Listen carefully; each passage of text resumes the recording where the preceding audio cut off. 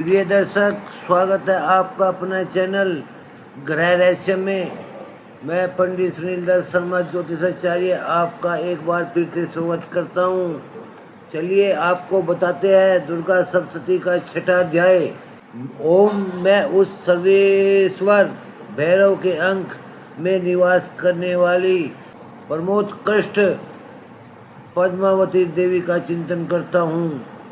वे नागराज के आसन पर बैठी है और नागों के फणों में सुशोभित होने वाली मणियों की विशाल माला से उनकी देहलता उद्भासित हो रही है। सूर्य के समान उनका तेज है।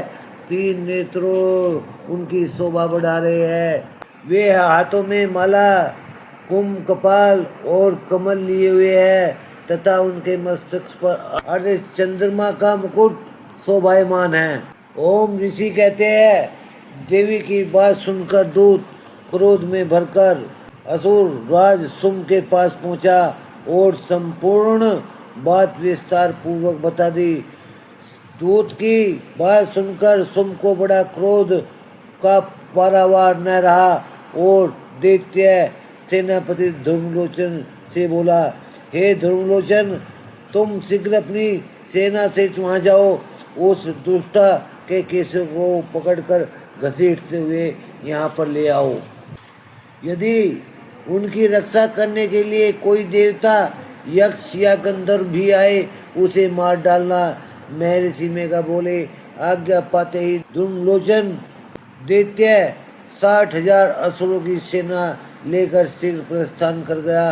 वहाँ पहुंचकर उसने हिमालय पर्वत पर विराजमान देवी को देखा और ऊंची आवाज से बोला, अरे तू अभी सोम और निशुम के पास चल।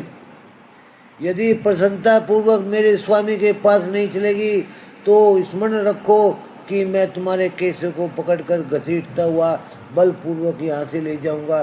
देवी बोली, दैत्यराज सुम ने जो तुम्हें आदेश दिया है कि मुझे बलपूर्वक लाने के लिए आप मुझ पर अपना बल का प्रयोग कर सकते हैं, तो मैं इसमें तुम्हारा क्या कर सकती हूँ।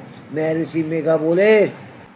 ऐसा कहने पर ध्रुवलोचन देवी जगदम्बिका की ओर झपटा, किंतु देवी ने अपने ओंकार से ध्रुवलोचन को भस्म कर डाला। यह देखकर असुर सेना क्रोध होकर अंबिका की ओर दौड़ी और लपकी, परंतु देवी ने अपने तीखे बाणों एवं शक्तियों फरसों की वर्षा आरंभ कर दी। इधर देवी का वाहन सिंह भी कुपित होकर भयंकर आवाज करता हुआ अपने बालों को फटकारता हुआ असुरों की सेना पर उछल पड़ा। उसने कई असुर को अपने पंजे से, कई अपने जबड़ों से, कई को अपने दाढ़ से धरती पर पटक कर अपने दाढ़ों से घायल करके मार डाला।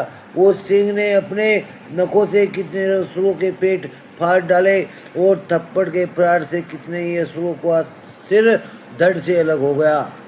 कितने की भुजाएं और मस्तिष्क काट डाले और अपनी गर्दन के बालों को हिलाते हुए उसने दैत्य के पेट फाड़कर उनका रक्त चूसने लगा।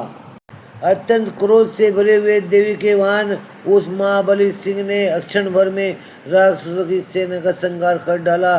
सुम ने जब यह सुना कि देवी भगवती ने ध्रुवलोचन असुरों को मार डाला है, उसके सिंह ने भारी सेना का सफाया कर दिया है, तब वह दैत्यराज को बड़ा क्रोध आया। उसका होठ कांपने लगा। उसने चंडमुंड नामक 2 महादैत्यों को आज्ञा दी, हे चंडमुंड, तुम अपनी बड़ी विशाल सेना लेकर यहाँ से वहाँ जाओ जहाँ पर वह स्त्री बैठी हुई है, उसे पकड़ कर ले आओ। उसके बालों से खींचकर बांध कर ले आना।